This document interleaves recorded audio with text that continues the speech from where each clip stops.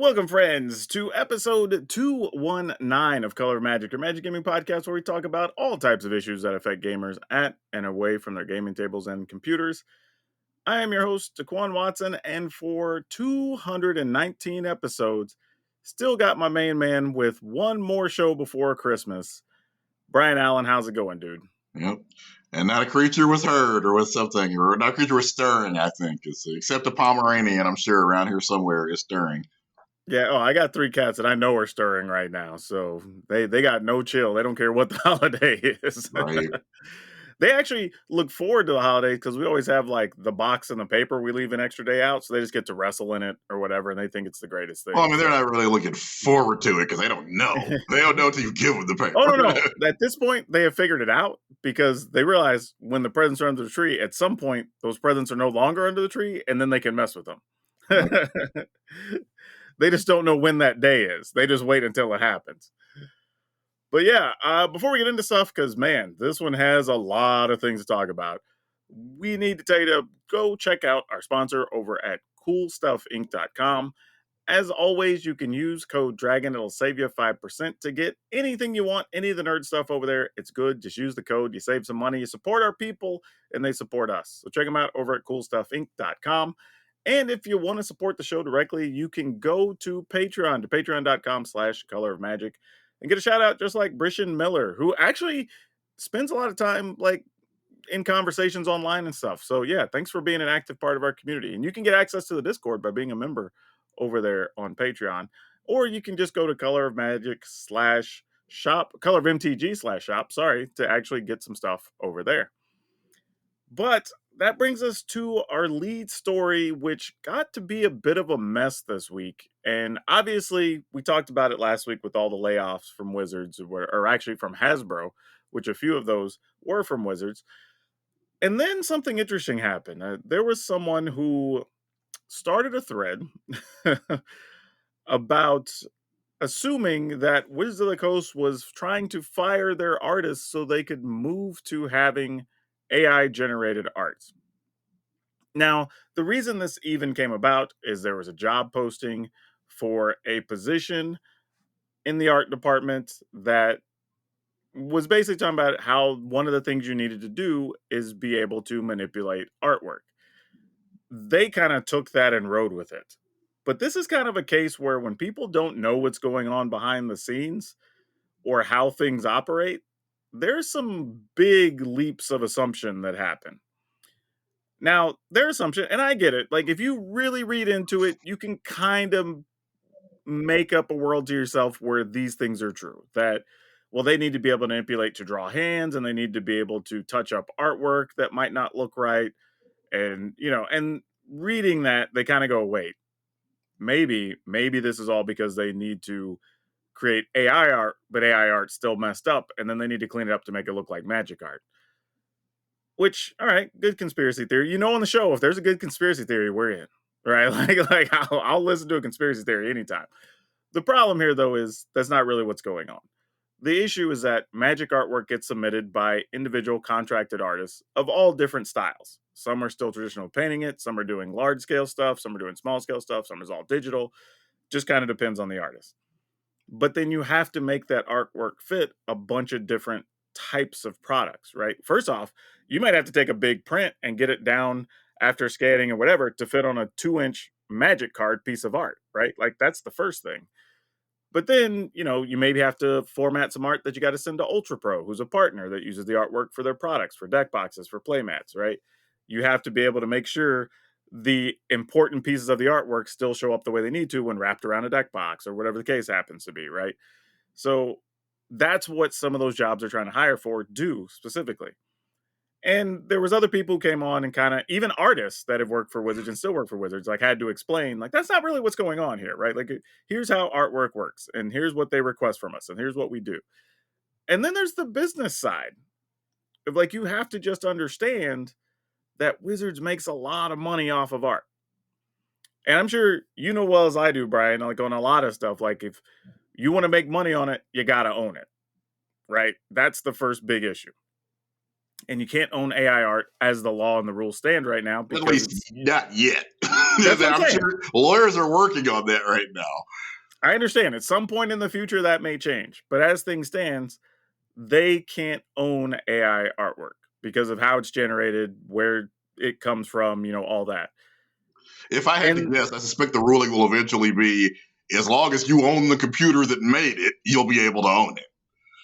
maybe, but I think the rules would still be like does let's say Midjourney own any percentage of it since you use their software to create it? Because it would have been created on their site through their servers. You just own the artwork from the, I guess, IP address it was created from or whatever. And if Right? that Like becomes there's a problem, Hasbro got enough money to buy oh yeah, whatever that's what I'm company they saying. need to Like, buy. but that's what I'm saying. Like there's still a lot that has to be worked out. I think we're Yeah. still several years from that at this point. So I mean, the And person may not be wrong in the long term; they may just be wrong in the short term. Let's be sure, honest: stockholders are stockholders; they care about the money. They care about the art now because they're making a bunch of money on it. If they can figure out a oh way to do sure, that without pay, let's be honest: every newspaper, media company, if they could, that's what the actor strike just taught us. If of they course. could I make movies agree. without actors, they would. They just I can't right agree. now. But they're not hiring for a job today for a thing in 3 years, right? Like that's just not what's happening right now. And but I get it. Like I said, I think a future world we may be having a different discussion. Maybe even as recent as 5 years from now we'll be having a different Yeah, conversation, once that's sorted out. But right now you can't own that. And Wizards puts artwork on a lot of things. Where you're talking Magic and D&D stuff, whether it's now especially cuz the movie and things, action figures, stickers, like we talked about partners with like Ultra Pro making products that stuff's on, you know, banners, posters, whatever. Things they send to retailers to help promote the products, things on their card boxes. So I get it, right? There's a lot of money that they get from the artwork. There's why they pay for it. And Wizards is actually closer to the upper end of what they pay contracted artists for artwork. It's not like it's a crazy amount of money, but in the gaming world, there's a lot of people that don't yeah. pay very much for art, sadly. So Wizards is definitely closer to the Or upper end. writing. Yeah, tell me. There's a lot of people Matter, who don't. matter of fact, what people don't know is if you do the Planeswalker artworks, those are actually worth more than a regular piece of art, or at least they were as of Oh like wow. 5 years Okay. ago.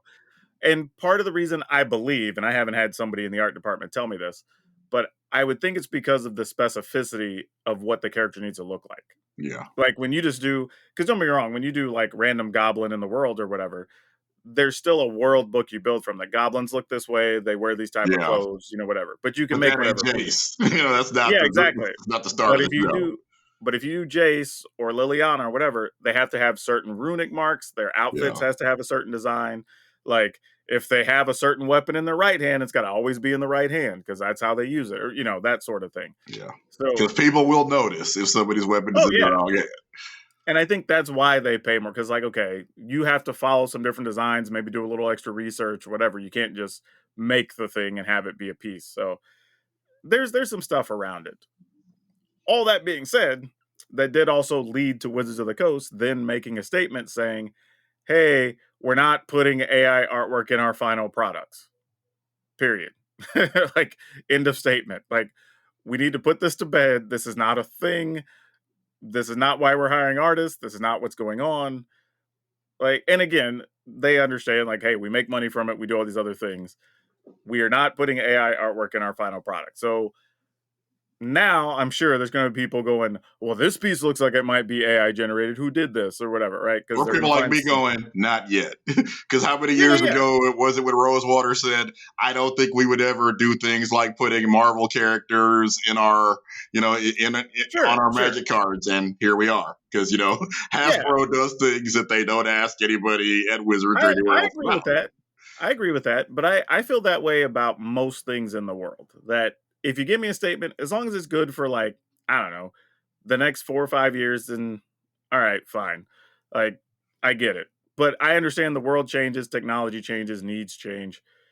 And there's stuff that hell, even within Wizards, but a lot of companies that they said something 15 years ago, and people are like, "Well, but this one time you said," and it's like, dude, that was a decade and a half ago. Like, all of our lives are so different. Like, of course, they're gonna have different needs at that point, you know? So, like, again, I'm with you. Will they ever have AI artwork? Like, probably. I mean, I think that's a They'll wait reasonable until, assumption. because right now everybody is talking about it. It's a hot topic, and there would be a huge PR hit if you did it. Oh, yeah, Five yeah. 5 years from now, after AI sadly is it will just become more and more common. Then yeah, like you said, conditions may have changed, and there you may be able to do it without people even noticing that it's been done. Yeah.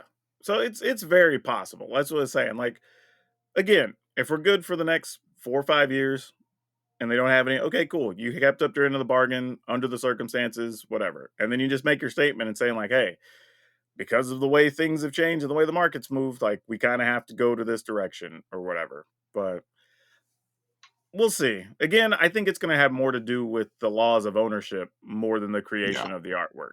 Because if you can't ever truly own something that's generically created, I think that's going to be the biggest issue because it's all about money in the end. And paying for this artwork is the company owns assets, right? So they could reproduce them, they could make licensing deals, branded items, future sets where you want to reuse the artwork, whatever, right? And even for Wizards themselves, like that's been the argument even of the past of why they've actually redone artwork on some of the old cards when they re-released them, is so they don't have to pay licensing fees and other things or whatever to some artists because of different agreements. So ownership of the artwork is a very big deal, whether that's for Wizards or the artist or whatever yeah, they work out. I think that's the biggest sticking point as to why they don't really care about AI artwork right now. And to be fair, it's hard to get AI to even do, again, a good version of your licensed character and branded yeah. looks. And That's that's the other again, issue. that's today. It's Sure, sure, hard. sure. But What's I, I, what's I going to be really trippy is let's say 10, 15 years from now. I hope it takes at least that long. Not only may the machines be able to do art at that quality, but they may be able to come to court and explain that they're the owner because they're sentient. And they made it, and they've become Lieutenant Commander Data. They are a real life boy. They exist, and they I want to be mean, paid for their artwork. maybe.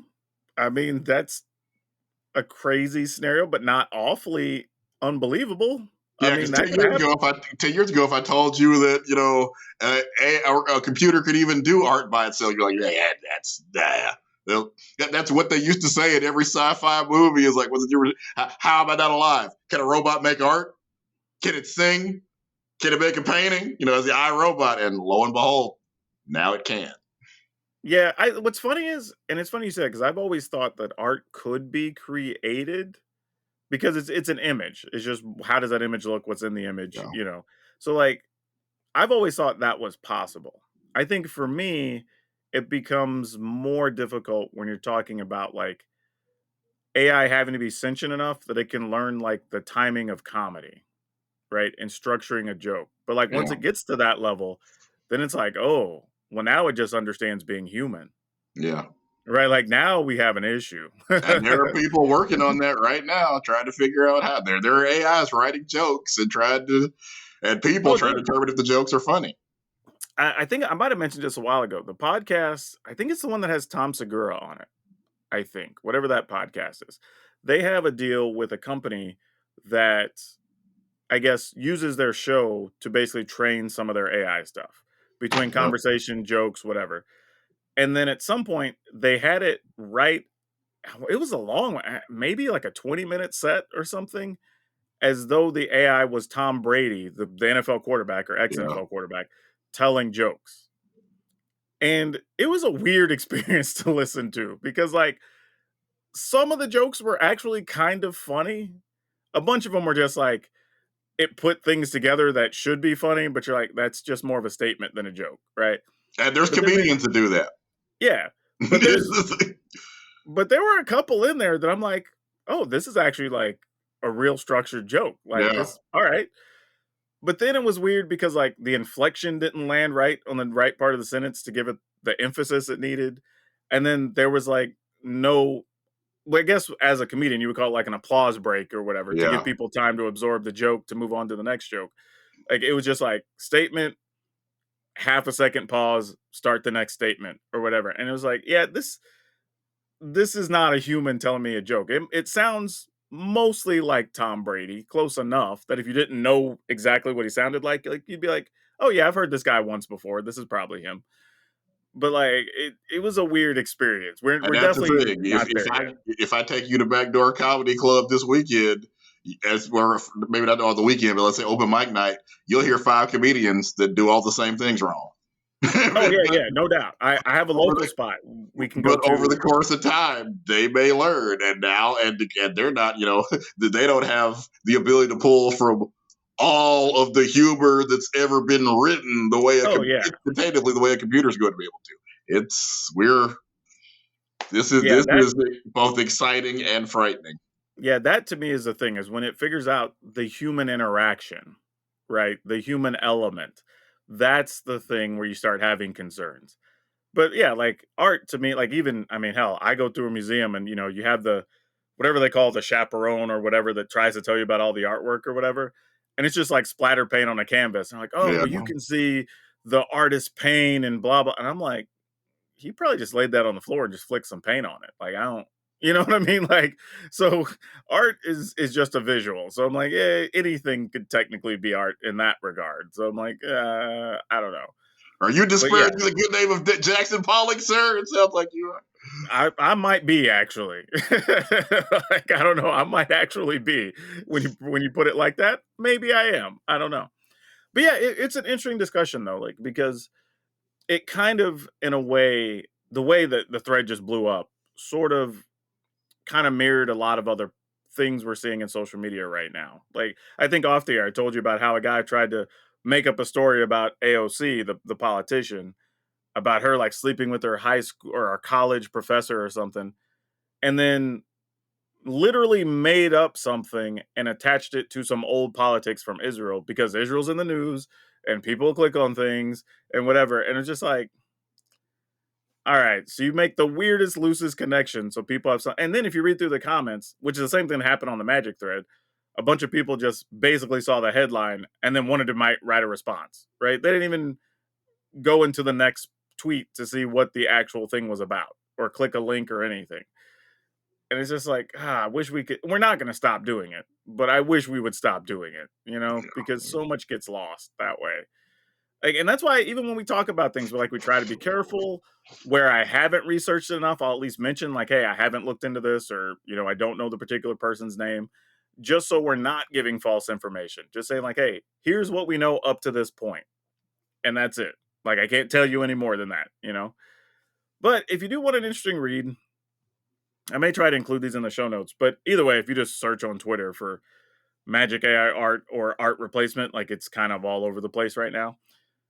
But there were some stuff where people were even showing how magic cards are made. You using that as another example as to why Wizards is hiring people with certain skills. Because magic cards are layered for people that don't know. Like, which makes sense when you think about it, but like the text box, the card frame, the artwork, whatever, has to go on in layers in a program to eventually be put on a sheet to be able to be printed.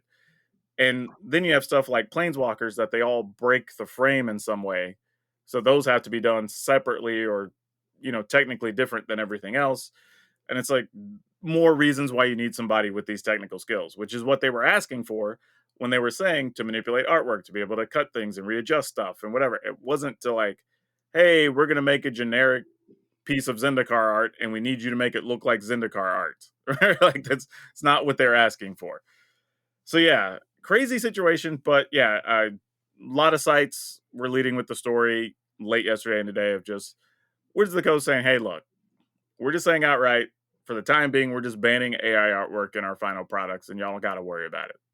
So we can just put this to bed, which I get. Like, it's a PR Yeah. situation that you didn't even create, right? That you didn't even do anything, but it's coming behind the news that everybody's already upset about. And it's just like, hey, put it out there, get a cheap PR win, kill some bad news, which we'll talk about later in the show. There's some other sites, Twitch, that need to maybe take a page out of their book to just you need to kill the bad PR as fast as possible sometimes. But let's get into the soapbox because we got some other stuff we need to talk about.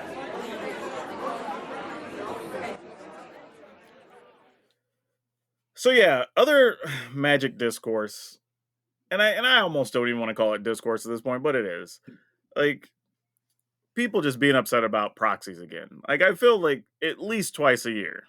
This is just a thing that comes up on social media and everybody has a discussion about. And what's weird is this one didn't even start about proxies. Like as far as I could backtrack to see where it started from is because some people went to a recent tournament. I think DreamHack maybe went to one of the big tournaments, tried to get some singles, couldn't find them among the vendors, which they weren't even like high end popular rares the way I understand it. They needed some quirky uncommons or something that's they just couldn't find a full set of 4 in the room or something.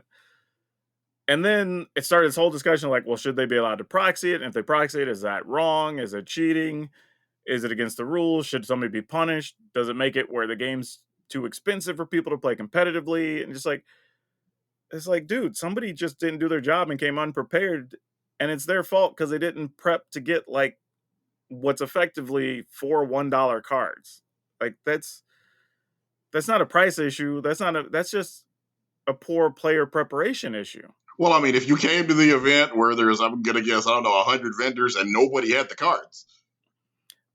You know what? Like I said, if it's a popular card that you expect people to have or whatever, cool. If you're deep in your bag and you come up with this weird, quirky thing that nobody else is playing or whatever, and you expect a vendor to have that, that's on you.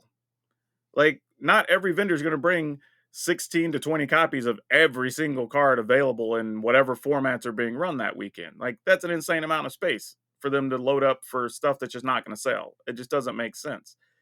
Part of preparation for an event is having your crap together, having your tools. Like I didn't show up to a track meet and walk over to them and be like, "Hey, could I borrow some extra track spikes because I wore mine down and forgot to replace them this morning?" Like, no, you have your key and you take your own track spikes out and you brought your replacements and you put them on before you start your race. Like that's what you do. And is it expensive? Yeah, track spikes are not cheap. That's part of being a runner. Like you do your thing to compete at the higher level. Now, should it be a barrier? You'd rather it not be, honestly. And Wizards, like this is the tough part of the conversation that I've told people before. Like, we either get stuff cheaply or we get stuff that has value. But it's hard to have both, right? So they're reprinting stuff, and now you're starting to have people that are getting mad because a lot of stuff doesn't have value. But you have these people on the side of the argument for proxying stuff that want everything to be cheap. Right? But then it's like, okay, but then your stuff that you have now has no value then if they drive it, like the old stuff that they're not reprinting, the reserve list, whatever, fine. Well, Like tell me, that's this still person whatever. was willing to pay. It's just nobody in the room had the cards. Oh no, I agree. But I'm talking about where we devolved the conversation down Oh. to it becomes all about proxies for the last 48-ish hours, right? Probably 72 hours by the time people listen to this. And it's just like, what are we even discussing after a point? There's literally, you reach a point where people are talking past each other, where they're even agreeing on some things, but just like the technical parts of it, they don't agree on or whatever. And it's just, everybody just wanting to have a say about it. But for me, I've always thought about it this way. If I'm going into a competitive setting, then I have to be prepared to do whatever is required of that competitive setting. Right? Even in like disc golf, there's high entry fees because you're playing in these events that have bigger prizes or whatever. Obviously, if you're a golfer, you get a bunch of the golf courses are at country clubs or whatever. If you're going to do those things, you do the things to compete at that level, right? You're not spending your money on other things because you're trying to be competitive at this thing. If it's not competitive, then I don't really care as much, right? Like if you want to play proxies among your friends, build weird quirky decks, but you don't want to have like 20 copies of every card or whatever, like I get that. Like that's fine. I don't have a problem with it. The only thing I say is in my personal groups, especially for Commander, like I get it if you want to proxy 1 or 2 cards to test them out before you buy them or whatever, because some still are expensive and you don't necessarily want to buy a card and end up not liking it. Like I get it. I have no issue with that. But when I see people proxying literally like full commander decks just to play with their friends, I'm kind of like, if everybody's playing high power commander where you feel like you got to have certain cards, then I guess. But to just never have any cards and your whole goal is to print everything feels weird to me.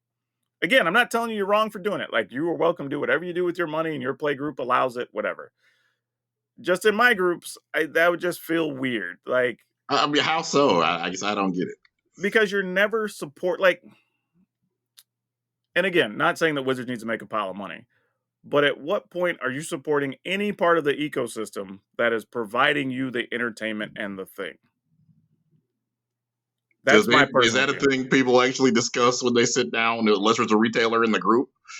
I have had that conversation with people, believe it or not. Of like, especially when you're showing up to a local store to But play. again, you have been a retailer. No, no, no, no, no. I'm not. I have not started the conversations. People have asked me because I've been a former retailer. So yeah, it's like where it might, like for example, I had this conversation about pirating movies because since I'm an actor, I don't I don't pirate content. That's kind Yeah, of my thing yeah. because so I But guess again, there's people that would argue with it. You should be allowed to pirate movies, and I'm just like, I don't really think you should be allowed to pirate movies. Like, yeah. I get that people are going to do it, but not even just the studio. I mean, there's literally actors, graphic designers, key grips, whatever, that all get paid because those things make money. If they don't make money, then they don't Yeah. get other projects, right? Like, that's kind of the thing. And it's weird to me to even to want to show up to your local store.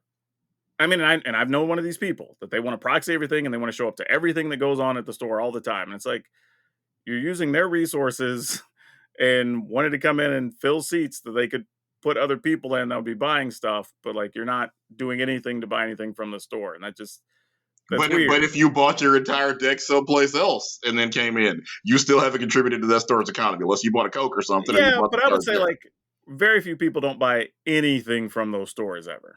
Right? I You mean, I might buy guess the some things at other places or whatever. You might get a thing or two online because the local store doesn't have it. Like, that's totally understandable. Like, that's going to happen. But it's an interesting thing. And for me, I just don't. Now, there are purposes. Like, let's say you were making content and you're just making, I don't know, 3, 4 commander decks or videos a week or whatever. You're not going to own every single card. So, proxying some stuff to have it on camera or whatever, it makes sense, right?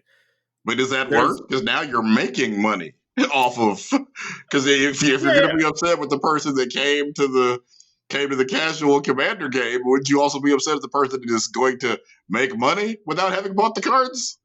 Yeah, but I'm not saying they never buy the cards. I'm just saying for a purpose to eventually get to where you're buying the cards, yes. But there are literally people that say they should be able to proxy stuff all the time, never buy a magic card. Like, value of magic should be nothing. It's a game. Like, and I don't think some people understand that like everything in the chain makes money on some level or it eventually just doesn't exist. And some people are okay with it not existing. That's also true. There's the burn it to the ground people. Like, I mean, like, that's a thing. Some people feel, and it's whatever. But again, I'm not saying anybody's wrong for having any proxies ever. Like, I think that's not a realistic conversation, I don't think. I think even on some level, we've been playtesting decks for a tournament or whatever, and we've proxied a Yeah. couple things or whatever, right? Like, so just to say that people should never have proxies, just a silly argument. I don't. I think when people take it to that extreme, that doesn't make sense to me either. Like, But that's not then a how real would thing. you ever go about setting a limit? Like, is 4 cool? Is 5 cool? Because like you've decided that okay, the entire deck being proxies is bad, but I guess you say you don't have a problem with two, Yeah, yeah, three, make a four few cards. handfuls. You want to test some stuff, but again, that's me and my personal group. I'm not saying that should be the standard for everybody. I'm just saying there's no need for proxies in the groups I play in because we're all playing quirky cards and weird things. So like, Yeah. you don't need to have certain things to be competitive, have fun, or whatever in our groups. So it would be weird to have somebody come in and proxying like half their deck or all their non-basic lands to just have the perfect deck, and we're just like, dude, we're all just playing stuff. Like, what the hell are you doing? Like, it doesn't make sense. Because to me, if I'm going back to before I played Magic regularly, if I sit down and I hear this conversation take place, I'm just going to go get up and play something else because it's already become Yeah, yeah, I way hear you. too complicated for me. I hear you. But you're also one that's probably just going to play with whatever you have a lot of the time. So I'm just like, it's a weird thing. Because I And don't remember, you talk about how this discourse happens in Magic, seems like every Tuesday. I don't recall having had this debate in any other card game I've played. I've played probably 15 or 20 at this point. yep, doesn't happen with other communities at all. And even in other games where they have crazy expensive cards, Yeah. like it doesn't come up in like Yu-Gi-Oh as an example, where they have some crazy expensive stuff. Doesn't come up in Pokemon, right? Everybody just goes kind of on the basic rules of if we're playing anything that's organized or competitive, you just got to have the cards. If you're not, do whatever the hell you want to do, right? And that's it's kind of the clear line in most games. And for me, that mostly kind of Are applies people for checking Magic it? too. Are people checking in Pokemon tournaments to make sure the cards are not proxies? I wonder. No, I but would suspect well, here's the not. thing. People are also not checking in Magic tournaments, but what happens is if somebody notices you have them, they can call you out on them, and then judges do a check to verify whatever, and then you get DQ'd. Or because they do this in all games now at competitive levels, there's also random deck checks every round. So there's depending on the size of the event, some number of tables get checked every round with the judges just to verify you're playing the cards you said you're going to play or whatever. But during the deck checks, if they see fake cards, they have DQ'd people. So I that would is a hate to thing. win that way. That would not feel good. I got a win that way one time, and I didn't even know what happened. Literally, they just called my opponent over, and there was a talk at the head judges table, and then they just came back and told me I need to sign the slip, and I win 2-0, and my opponent has been DQ'd, and I'm like, I okay. I And thought they the didn't tell dude you just got why, called over. I thought he got called over for something minor, and then maybe like went off on the judges or something and got the right? guy. I didn't know what happened. I found out later, Yeah, but because I would want to know, yeah, obviously. but yeah. So I mean, it's definitely a thing that happens. So but again, it's only a Magic thing where we seem to have this discussion, right? It just doesn't come up anywhere else. And for me, it's just a clear line. Like, yes, does that mean playing competitively has a higher fee for people? And yes, blah blah blah, cost, poverty. Yes, those are all real things. I'm not saying they're not, but that's kind of just being competitive at things, But And the environment has changed because years ago, Wizards was paying people to play Magic. Now they've told you, yeah, don't expect to make a living doing this. That's not what the Pro Tour is anymore. it's always been that way, except for that like 2.5 year period where they directly paid the pros. Like, I mean, like that's literally the only time it wasn't that way. But I they've always sold it as you could play Magic for a living. Because by calling it the Pro Tour, they're selling that. they never said that though. They said there's Well, that's what the prizes. word pro means, is you do it for a living. If somebody tells me they're a pro You know baseball what else? player, You know what else pro means? Promotional. That's what else it also means. Like they never said you get on the pro tour, you'll make a living, keep playing pro. They literally did not. Like because they knew it, you that don't wasn't have the to case. because that is what professional means. If you tell me But you're a professional wrestler, I assume that's your job. If you tell me you're a professional baseball player, I assume that's let's your also job. be real. We both know professional wrestlers that ain't making a living either. I Also, mean, I'm a like, professional. I have been a professional journalist where I wasn't making a full time living because that's where the newspaper industry is. But still, that's for what sure, for is sure. what professional in theory is supposed to mean. So again, But do but here's we? but here's the thing though. I would even say you have access to more money in Magic now than you had then. The individual pro tours pay more than they used to pay then. You don't have the Grand Prix circuit as much, but you have like all the arena opens, you have the arena championships, you got all these other things, the Dream Hack regional qualifiers, blah blah. So there's still a lot of tournaments that people can get to and still win money. You still have the SCG tour stops or whatever it is they're doing, their tournaments. So like there's still opportunities around. Hell, we just had the Eternal weekend 2 weekends ago, I think, where they gave away a bunch of money and prizes for stuff. So there's still money to be had in Magic. If you want to travel and compete and whatever, there's still money for sure to be had. I mean, I think the world champion, did they get 250,000 last year? It's a couple 100,000, but they got a big chunk of money, for winning that. But So there, that's the champion. Like, what's the bottom?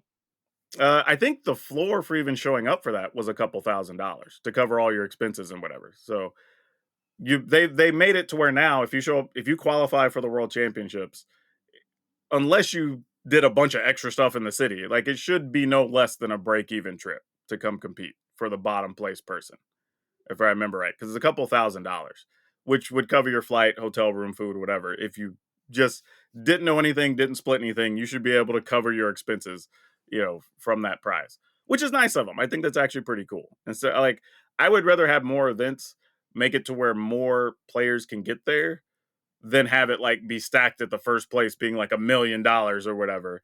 But then whatever, like 64th place getting a couple $100. Like that's I hate those types of payouts. Like let more people be better. Just make it flatter across the thing. The winner still gets the biggest chunk of the pie. They get the trophy, all that stuff. They get the recognition, whatever. Like that to me still makes more sense. But yeah, it's a tough thing. I just think if you're going to compete, it's kind of just understood that worldwide competition comes with expenses. Even in games where you don't have to buy a lot of equipment, they still have high entry fees. It's just kind of how it goes. I think the exclusion would be some of the video game tournaments, probably. But in those, only a handful of people even qualify for them. You're Yeah. talking like the top 16 people in the whole world or whatever even get a chance to play. So there's no fees there, but it's also a much smaller pool that people can even aspire to participate in. So it's a weird thing, but it's interesting, to your point that you're right. I don't think I hear this for any other game on the regular. It's Yeah. definitely a Magic problem. Which is weird because Magic has the largest system of stores and some seemingly the most events and whatever. So But like, I guess it's also the only one that's been around for 25 years. I think probably if you go to, let's say, no, a that's not Yu-Gi-Oh even true tournament. because Pokemon has been around that long and Yu-Gi-Oh's getting close. I think Yu-Gi-Oh's at like 20 years. So like they've been around a long time. Like so it shouldn't be it shouldn't be a thing that's exclusive to Magic if And I don't everybody know, else doesn't have problems with it. do they have like vintage or legacy formats? I don't even know. Yeah, Yu-Gi-Oh basically functions as always vintage as their main format, and then Okay. they just have like a weird rotating ban list like twice a year where cards just move in and out, and they have like a weird restriction so you can play one of or three of or whatever. So they do weird things to try to balance it throughout the year, but basically in Yu-Gi-Oh you can play whatever all the time for their Okay. main format. It's very weird. Uh Pokemon has different formats. They have standard effectively, which is the latest couple of years worth of cards, and then they have like their open format or whatever with other stuff. So they kind of are closer to Magic, where you can play more recent things or you can play with old stuff. But yeah, it's an interesting thing. I think it's going to be one of those things. It's going to be discourse. It's just not going away anytime soon. I'm No. sure I'm going to get blasted for having the opinions I have on it or whatever. Again, I Yeah. think whatever flies in your group, go for it. Right? I'm not going to tell you wrong to do it. It's just I get where there's different points of view and what they are, and I think people are all digging their feet in to just say no, this way is the right way. And it's like I think there's nuance to all of it, really, that needs to be talked about. But anyway, I think you have a kind of an interesting story that might surprise some people.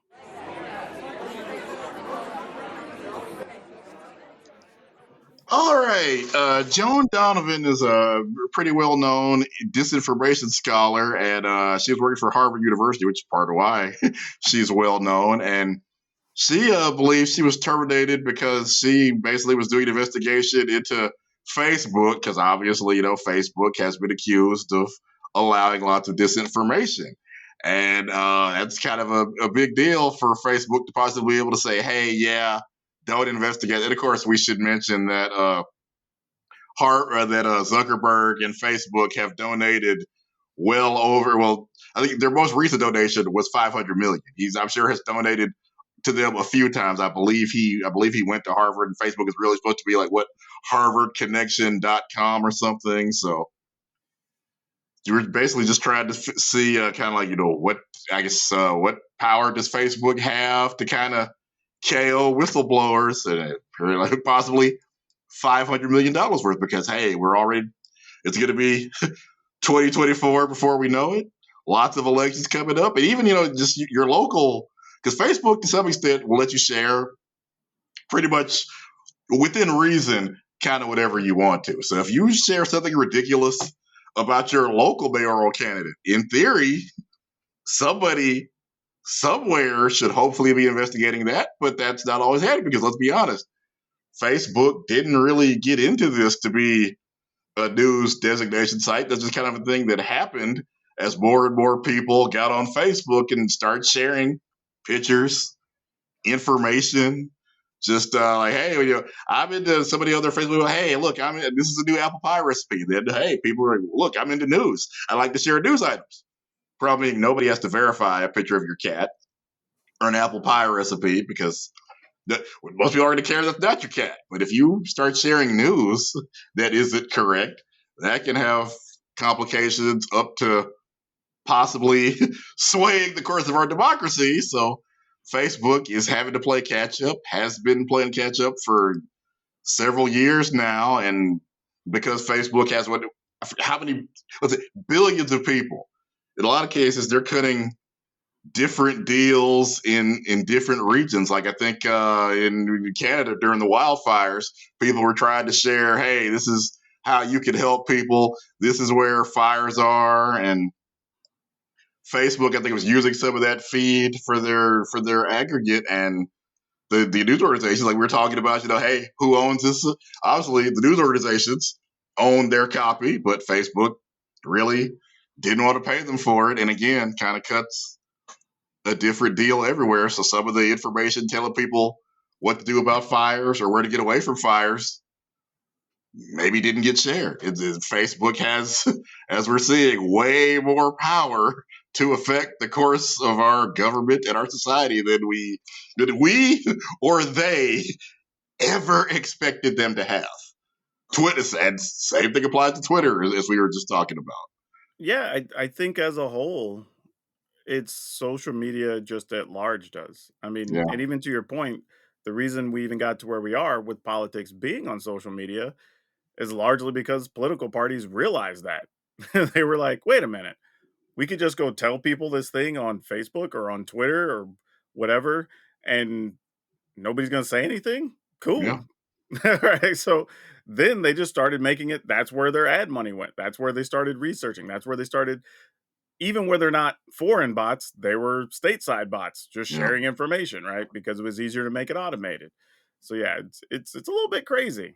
We've A little seen bit cases crazy. where, like, one of the unfortunately numerous mass shootings that we've had in the world, those have been streamed to Facebook in real time because Facebook didn't have enough people watching their feed to say, "Hey, is people that use the platform were alerting Facebook. There's a there's a mass shooting being live streamed on your platform. You might want to look into that." That's Yeah, happened to Twitch also. that's not a thing anymore now, which is nice. Yeah, But yeah, there definitely was a point where that happened for sure. And what Brian was talking about is off the air. We had discussed it. I had seen something earlier today from somebody researching Twitter that apparently, and it's believed, and they're still deep diving, but right now it looks like Elon Musk may have actually coalesced to currently every known request they could find from countries or politicians to suppress some amount of information since he's taken over Twitter. and at that Now, point, you gotta it's your platform. You're allowed to to yeah, ban anybody. You're allowed to let anybody talk, but as we talked about, that there are consequences to who you let talk. if neo Nazis are on there and they feel that this is a platform that allows them to speak what they think is their truth, there's going to be some consequences. Right? We just talked about just a couple of, I think, podcasts ago about how advertisers are backing off of Twitter because yeah. Well, because the thing that, to Facebook's credit in their organization, they at least realize like, okay, we effed up, we'll pay whatever fines, and then we gotta make good on the PR side, right? Like we still like having the money, we still want to spend money yeah, on other projects, we want people to still use our platform. Let's do some things. And again, I still think they have issues, but they've at yeah, least made some steps. On the Twitter side, he's kind of still just saying like, you know what? F all of it. Like whatever, like we're right. gonna do stuff this way. And what's slowly happening is a lot of those companies that are more reliable are leaving. Hell, it's to the point now. even their own system, because they have those little, what do they call, the twit notes or whatever they put there now, whatever they're calling them. So there's some now you're seeing where you'll get an ad that's paid to be on their site, that the notes will say like, well, be aware when using this site because it's a mass AI generated platform on a generic website or whatever. So, like, it's even telling you the people at now advertising on the channel or just these made up automated sites that aren't even necessarily reputable. They're probably You dropship know, sites or whatever, right? Not even real people or real organizations backing them if you had an issue.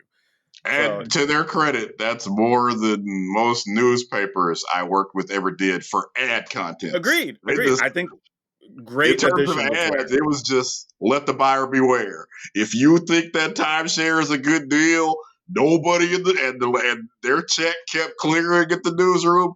Nobody was gonna get on there and investigate and see if those timeshares were actually legit.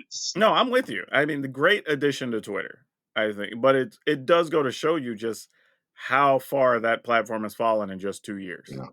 You know, it's And crazy. Twitch has had some of these problems too, because again, it has a politics category, and they have not done the best job of stopping people from going on there and spreading, especially during COVID time, just all manner of conspiracy theories, misinformation, just weird, crazy stuff. Like Doctor Disrespect, who was one of their biggest streamers, was going down a lot of those weird COVID-19 rabbit holes. We still don't know exactly why he's not there anymore, but I'm sure that didn't help. I mean, I will That say wasn't a point in his favor. Twitch has at least been booting some people. Yeah. Granted, they're just showing up on Kick now, so Unfortunately, yeah. Kick doesn't just doesn't solve anything. So it's whatever. But if Twitch don't want you, Kick is like, come on, come on, open yeah. arms. Now let's talk about some fun stuff. We have a couple things that are a little bit different, but these are some interesting points to talk about this week that I think people would be interested in knowing. So, what do you got?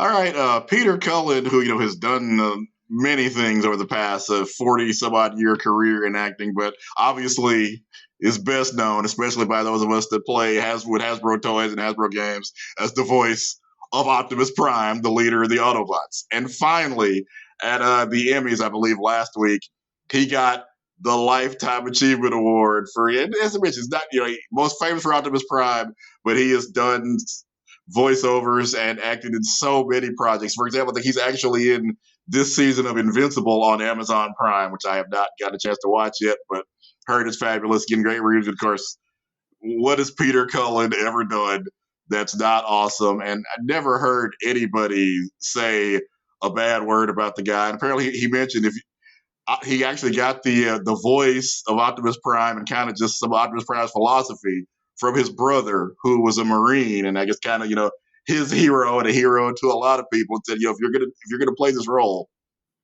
make sure that he's a true leader. He's somebody that recognizes that a leader has to have the courage to be compassionate, and that absolutely is who Optimus Prime is. And from just what's going on in the Transformers universe, he has no reason to care whether the humans die or not. In fact, protecting the humans almost always makes fighting the Decepticons way harder than it would be if they just worried about stepping on Megatron's head. But that's who Optimus Prime is. He cares about the humans because that's what he believes a leader should be. You know what's crazy to think about? He might have the longest stretch of time for the most one person doing a character's voice. Because it's been 40 years, so Almost like 38 years or something, yeah, 37 years. It's like, that's a long time. Because I'm thinking, like, even the dude that did Mario's voice just recently quit doing Mario, but Mario came out after Transformers. right. So, like, his window of time was small. And that's like the next Plus, longest I one I don't could think the think guy. of. Plus, I don't think he was the first one. Peter No, the guy that Cullen did, is. yeah, the guy that did Mario was the first one. Like, You talking about Charles Martin, the guy that just finished doing it? yeah, I'm pretty sure he was the one that was the Oh, whole okay. way. Yeah. They've had like one or two for some individual projects, but like he's done it pretty much the whole window of Yeah, time. that's the thing. Like, I don't think Yeah. anybody else has ever voiced Optimus Prime in anything. At Yeah, least it's not to my crazy to think knowledge. about. That's a long time to be Right. known for a single role, voice acted or not. Like, that's The pretty only crazy. person, and obviously, I guess a lot of his co-star Frank Welker, who is Megatron and also almost half of the cast of Scooby Doo, probably is up there too, because I think he's been Fred Jones and Scooby for that goes back to the 1960s. And Uh, you know what's tough, I would say, for voice actors is that as you get older, it just becomes harder to do, right, right? To but keep the same voice, the same tone, yeah, whatever. Like, man, good on him, man. That's a hell of a run. For real. I want to say Frank Welker still does Scooby. I don't know if he still does Fred Okay. Jones because Fred's a teenager, so Yeah. that probably I'm sure would get harder and harder as he gets older and older. But Here's a fun fact about Peter Cullen that I don't think people know. He actually did the first original sounds for the Predator. yeah, I saw that. So if you go through the weird like clicky sounds and whatever, like that's actually him.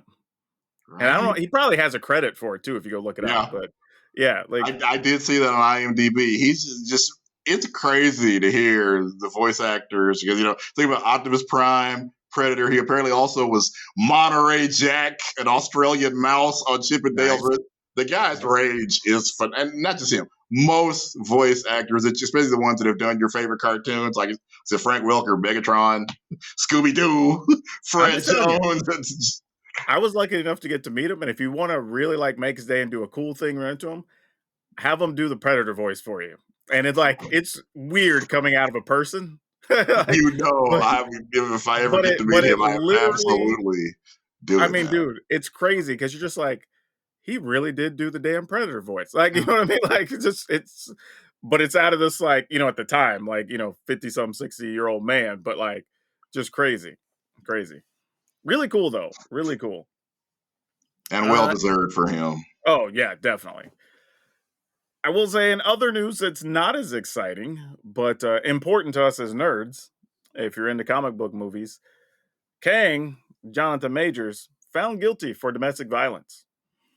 And that case, I believe, started on the 29th of last month and went about 2 weeks and kind of came down the way we expected as things started to Yeah. play out. Right now, the weird thing is, he kind of got punished for the aftermath more than the actual incident, which is I don't know if I've heard of that happening before, but It's that just in terms of you in know, court, they sometimes just throw yeah. multiple charges at you in the hope that something Now, sticks. In this case, don't that get me strategy wrong. worked. I'm not saying he shouldn't be guilty. I'm just saying it's No, interesting we're to definitely not understand saying what he that. got punished for versus not being punished for.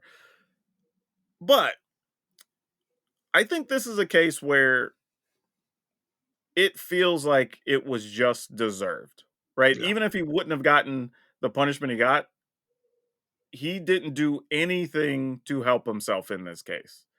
Like, I mean, one, just the immediate situations like 911 calls, whatever, like, were just a level of like, level of egotism, if you want to call it that, right? So That's fair. didn't do himself any favors right out of the gate. And then just the entirety of the court case, he just looked like too good to be there. Like he didn't think anything was going to happen, and he as the old guys would say, walking around like his s don't stink. You know what I mean? Like he kind of had that look about him, like he just didn't care. Even when they delivered the verdict, he was like stoic, no real reaction, just like dead face stared the jury while they read it. Like why? Like even if even if I thought maybe this isn't what it seems. The whole three sides to every story thing. Maybe we give him something lesser, right? You were in no way inclined to do that looking at his reactions. Like he looked like he did it and he thought he was going to walk away with it. You know what I mean? Like, so yeah, when I saw the verdict, I was kind of like, yeah, that's sort of what you expected to happen here. And What, within minutes, Marvel had dumped him, which of course was the only thing they could do because again, Marvel is owned by Disney oh, and they can't be we having all knew. We all knew yeah, it was either going to be immediately make the phone call and tell them we don't need your services anymore, yeah. or nice to have you back. We'll start the project at the beginning of the year. Right? Like those were the There two was phone calls they were ready yeah. to make. There was going to be nothing in the middle, right? Either it's a low enough punishment that we can still work with you, or you're just outright guilty and we got to get rid of you. There was nothing else. Like, crazy, crazy, crazy situation. But this comes back to what I talked about before, right? That with the writer strike and the actor strike happening, this did Disney and Marvel so many favors. Because one, you got to take a break, right? You got to kind of let's reassess some things. Also, by the way, I heard they let the guy go who was, I guess, the, for lack of a better term, the architect of this, like, we got to have a new Disney Marvel series within like 2 weeks of the last one ending or whatever. And that's why we Yeah. had so many. He was the guy driving that. And they kind of just went like, dude, no, we don't need this. We don't agree with your plan. And they let that guy go. I would love a good one, but that's not what they've been doing.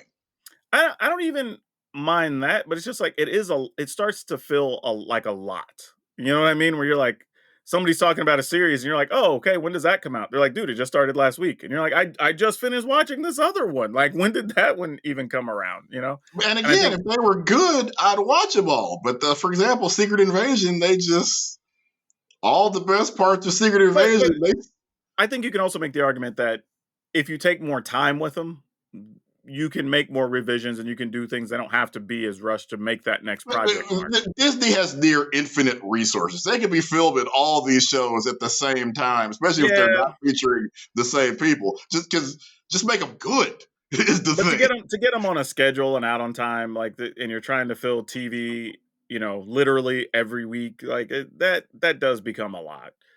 If you And could I give and me I Netflix's Daredevil, if you could give me that every 6 to 8 weeks, I'd absolutely watch it. But no, see, I haven't finished Secret Invasion. I don't but that's the fine. plan to finish But it. that's the thing. If you give me 8 weeks and then I get like a month break, and you give me another 8 weeks, cool.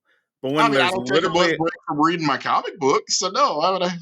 But I'm just saying that's just how people are operating. Like, if you ask people, it's not even just the quality. Some people are literally just going like, I just don't have time. Like, they're just skipping stuff because they don't. Hell, I know I've skipped stuff. Hell, even on Star Wars and whatever, because I didn't even realize some stuff even started.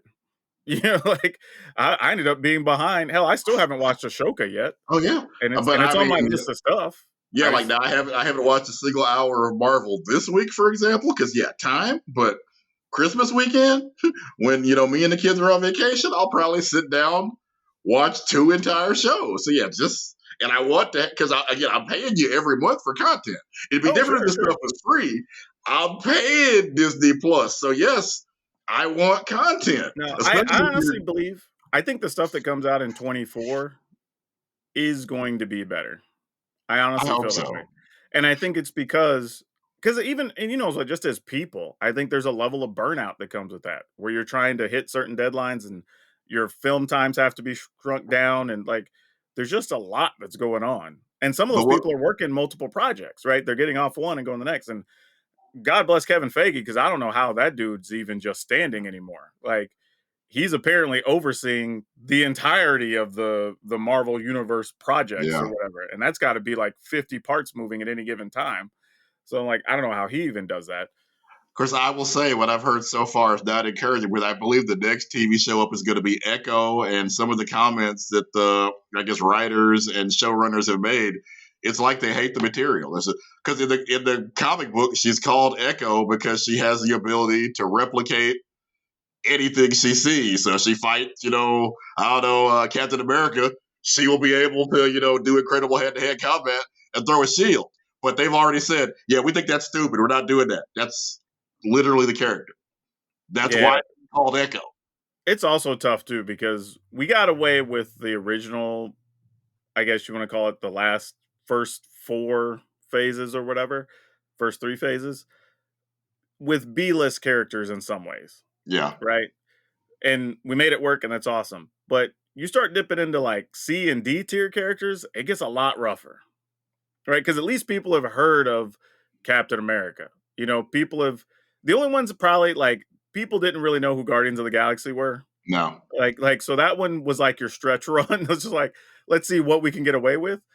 But everybody else has heard of the How Hulk. many people People you have think heard knew of. who Thor was? Honestly, There's a fair amount of people who knew who Thor was. I think there was a did fair amount. like let's say did your mom know who Thor was? No, no, no, no. I'm sure that's not. But But she most but she knows who the nerds. Hulk is, right? Yeah, of course. Like, because Hulk She also knows who had a Captain TV show in the America is more 70s. than likely because Sure. But that's what I'm saying. But when you're talking about like Shang-Chi, which I thought was a great movie, but like Yeah, character true. nobody No, really knows. Hell, even right. comic book readers don't know who Shang-Chi is, right? Like, Yeah. we're talking about like the Eternals, all these types of things. Like And the movies come out and people still don't know because those nobody saw the those are movie. those are like deep cut characters. Yeah. You know what I mean? Like you have to be like entrenched in the Marvel lore or whatever to even know anything about them. Not even know their details, just know they even exist in a lot of ways. And And I then think for the storyline, you had to say like you had to explain like, okay, these people were here while Thanos was just stacking bodies and decided to do nothing. You know? yeah, and see, and that's the other thing too. I think you also those are ones where I think you need more than 6 episodes to tell the story. Yeah. Because like you have to go deep to just like your first 3 have to be just these are who these people are and why they exist and what they can do. Then the next like 6 or 7 can be here's actual story around these characters. Like with Captain America, whatever, like we did a movie and then you could do whatever you want. And now we have the Winter Soldier and whatever, and that's kind of its own series. So like, yeah, but they're getting the benefit of having been part of all this other stuff already. Right. So I think this time off gives them time to reevaluate some of that. This deal with Kang, though, was fortuitous that those strikes happened because the strikes lasted what 6 months, I think, when it was all said and done. Like, imagine if they'd been filming stuff for that period. That would have probably been 2 more TV shows and a movie, maybe even 2 movies that you'd been in the process of working on or whatever. That would have been tied to this whole Kang storyline in some way. Now, how much would it featured and tied in, or how many would have been in? Maybe one of the 3, 2 of the 4, something like that. But it would have still interlaced that story. At least now they got a break to go, you know what? Let's just not do anything till after the beginning of the year. Let's see what the outcome of this case is. Yeah. Turns out he's guilty. So now it'd be interesting to see what the plan is. Because I think you kind of have 3 options. You could have new big bad step up, like maybe he's gonna help the problem and he just takes out all the Kangs, so he's the new big bad for the next phase 5 and 6 or whatever, right? Or we just do like we talked about off the air, you just replace them and we'll all pretend. Yeah. Like just I don't know, you get somebody that looks even just roughly like him and just be like, I mean, they this is didn't. I Kang mean, now. they used Warbus, they used Don Cheadle, who could not look Yeah, yeah. less like Terrence Howard, and they just went I with mean it. you How could. many Hulks have we had? Oh We're on no. Hulk 3, 4. I've lost track. I agree that we could, but I think for continuity's sake, there's probably some actor that's close enough. You suspend It's like, why disbelief do it and just if like you whatever. didn't do it for the Hulk, who's one of the Avengers? Why would you do it for a Yeah, but D-list but I but supervillain? I do have an explanation for that. It's like Hulk was not at the time truly connected to anything. Hulk was a series. Well, it was a TV series, which we didn't connect anything to the TV series from like the 70s and 80s. Then you had 3 movies, 2 movies that were not the best. And we kind of don't even acknowledge them. And matter of fact, they're not even listed as part of the continuity of the phase 1 and 2 and 3, which is really crazy. Follow the storyline because Robert Downey Jr. appeared in the second one, so they're still connected. Did he appear in this? If he Yeah, did, it was just briefly. but yeah, Right. but they established that this is part of the Avengers project, and you should have used technology, not gamma radiation or whatever. And Well, plus I'm just saying. I the feel like when I looked, they didn't have Hulk even listed as story parts that are relevant to the plus phase the one. villain in Captain America: New World Order is General Thaddeus Thunderbolt Ross, the Hulk's archenemy. Sure, So but yeah, it's still tied, and they would but have it, used the same but it, actor, but William Hurt died, so now it's but Harrison Ford. well, that's fair. But like nothing from that really affected anything other stories, right? They're just not key enough that people even No, remember because those they're movies. apparently bringing back the leader who was in Norton's Hulk movie. Sure, but we'll see if they tie that to that original story. I don't think I they mean, will. I I mean, they think would it's kind of just. have to because he becomes the leader in that movie. He gets the gamma blood in his head. His head starts growing to inhuman proportions. I bet a lot of people don't even remember that. But the people that go see Marvel movies remember. I bet they don't because I didn't. Like I'm not even being real. I'm not even messing with you. I for real went like when you said it, I kind of went, oh yeah, I guess that might have happened. But like, I for real didn't remember it. Like those first two movies were real bad.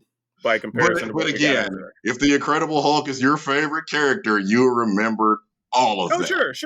sure. There's always going to be those. Like, my fandom is fandom. I'm not going to argue that at all. But I do think there is a world where you say, "Hey, we've tied this into enough things. Kang has appeared now in what, like 6 things, if you count like post credit scenes and whatever."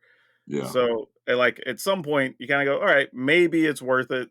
I don't know. And again, it might not be worth it. They might just say, let's just get whoever actor we think is good that could do this role, have them fill it in, and we just accept it that this is just a thing that when you rewatch this later, there's yeah. just going to be a new Kang, somewhere in the middle of I phase mean, five it's the or perfect whatever. character because he has a million variants. So who's to say one of his variants doesn't look like Damson Idris or the most ridiculous casting suggestion I've heard, Will Smith. If you Nah, fire I don't Jonathan know about Majors for that. slapping people, you can't hire Yeah, Will that Smith. ain't happening. But that's my other thing too. We could also just say like it was a variation of Kang that took over or eliminated the other Kangs or whatever, so he could Yeah, implement his plan or whatever. And then we roll with it, right? It's believable enough in a comic book setting that we go, yeah, all right, we get why you need to do it. This is enough explanation. Fine, right? And then we just move yeah. on with the movies. So yeah, they have at least a few options, but it'd be interesting to see what they decide to go with. But there is a topic we definitely want to talk about before we move on to our dinner table because this one it's a doozy.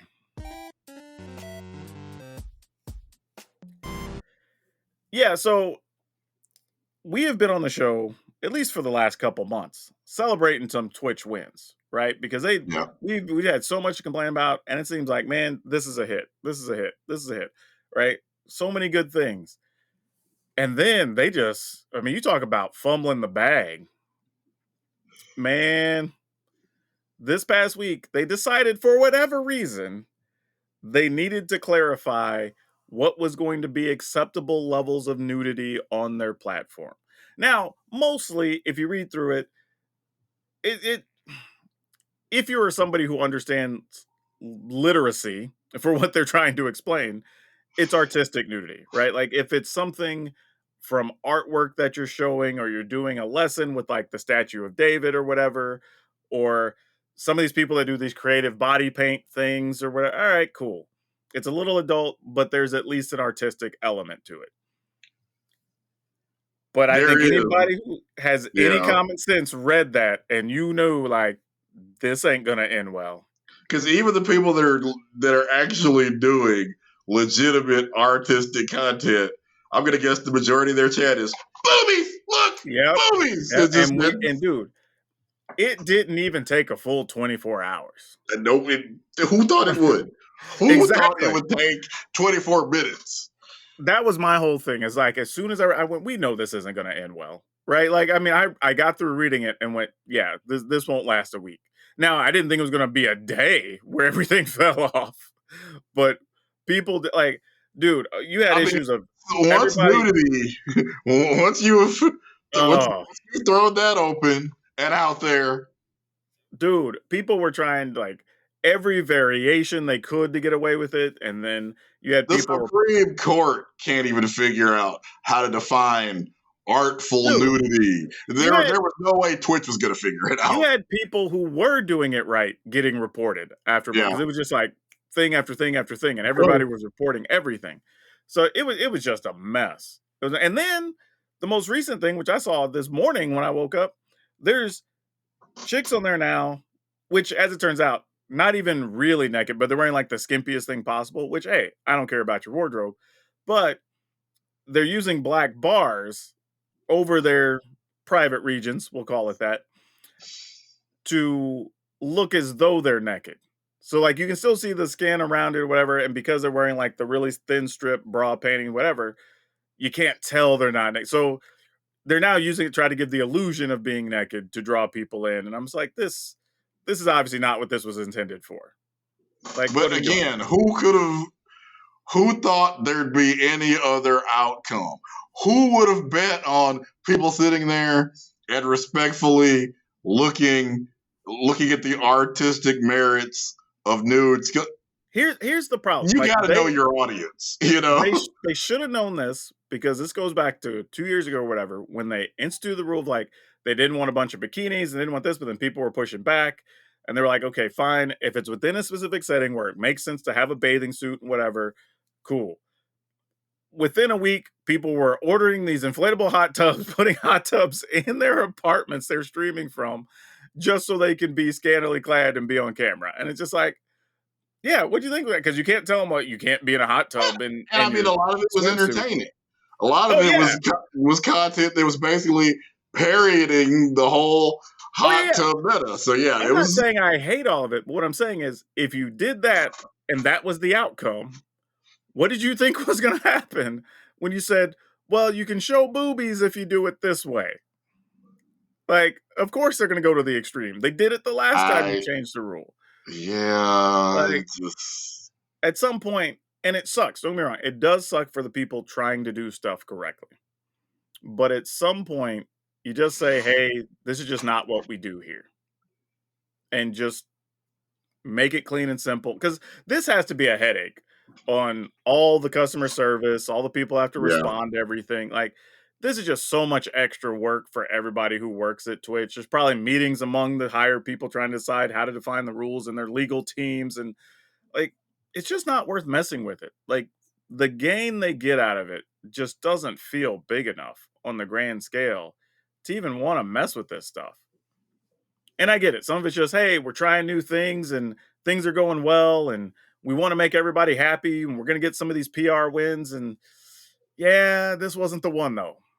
And don't get me wrong, we've said it before. I am not, hey, I'm not even faulting the ladies out there doing it because if they're going to let you do it and it's within the rules and you can get paid, get your bag, right? I'm like, whatever.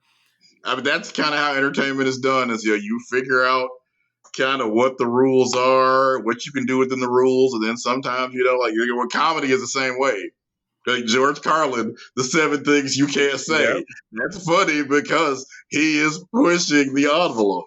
Great comedy is funny because it pushes. So as an entertainer, yes, it is very much our job to try to figure out, how we can give our fans the best experience, within and sometimes just over the line. Well, yeah. And that's what I'm saying. I don't have a problem with that. Like you're doing what you got to do that the platform allows you to do.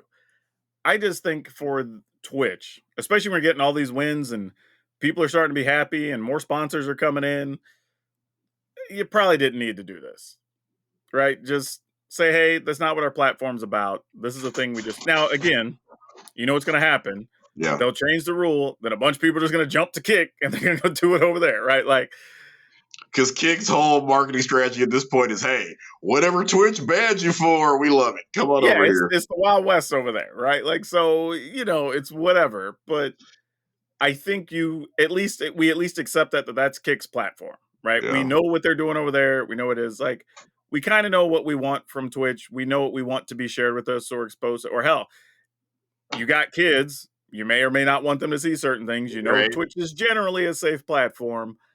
Now it may not be.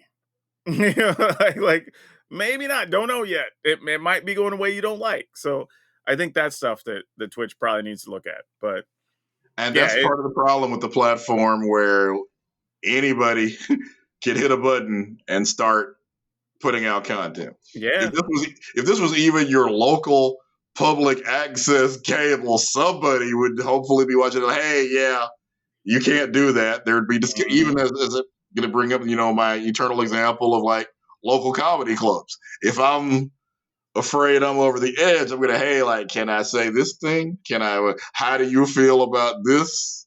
Because I want to go work there again, so I know I'm not gonna hopefully say anything too crazy. Whereas Twitch, again, people just that anybody can hit a button and be live, and God knows what happens. That's yeah. part of what makes it great because there are so many people that we'd have never seen get to entertain us, if Twitch doesn't become a platform. But then there's stuff like this. So you got to just take the good, you take the bad. I guess Mrs. Garrett said you take them both. There you have the facts of life.